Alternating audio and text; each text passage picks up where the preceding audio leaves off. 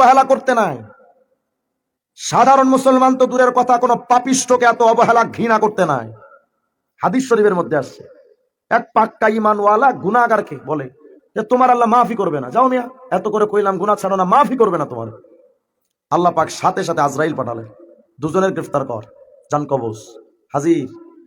আল্লাহ বললেন, এই বান্দা, আমি যে তারে মাফ করব না, তুমি কি আমার থেকে কোনো সিদ্ধান্ত পাইছিলা? তোমার সাথে চুক্তি হয়েছিল?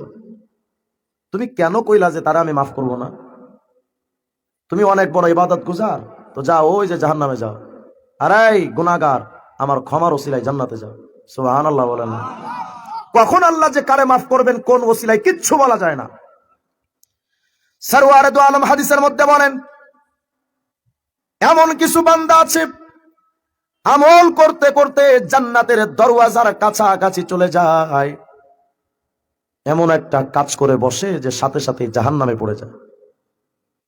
আবার এমনও কিছু বান্দা আছে রে, ওই বান্দা ইবাদত গুনাহ করতে করতে জাহান্নামের দ্বার প্রান্তে পৌঁছে যায়, হঠাৎ করে এমন কোন ইবাদত করে যে জান্নাতি হয়ে যায়।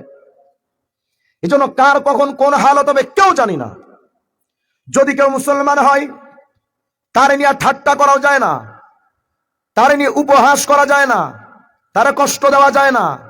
বুখারী শরীফের মধ্যে হাদিস আসছে, মুসলিম শরীফের মধ্যে হাদিস আসছে, আত-তারগীব ওয়াত তারহিবের মধ্যে আসছে, সুনানে ইবনে মাজার মধ্যে আসছে, মুসনাদ আহমদের মধ্যে অসংখ্য জায়গায় হাদিস এসেছে, লা ইউমিনু আহাদুকুম হাত্তা ইয়ামানা জারুহু বাওয়াইকা।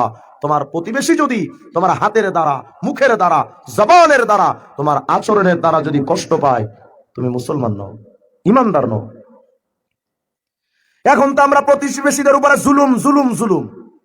এক সময় তো জুলুম করতো আওয়ামী লীগ, জুলুম করতো বিএনপি আর জামাতের উপরে, আর এখন জুলুম করে নৌকার লোক ইগল রে। কথা বলেন, আছে না নাই?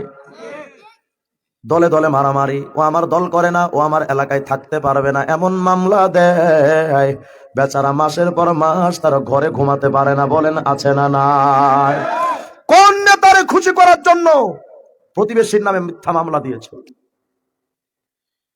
আল্লাহর হাবিব বলেন, তোমার হাতের দ্বারা, জবানের দ্বারা যদি কেউ জুলুমের শিকার হয়, তুমি পাক্কা ঈমানওয়ালা নও।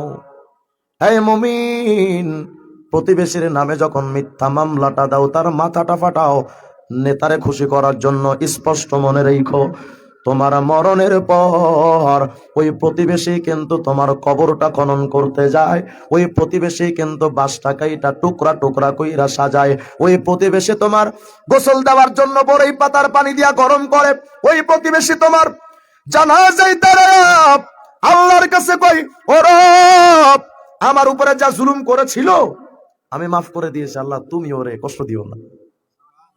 এই হলো তোমার প্রতিবেশী।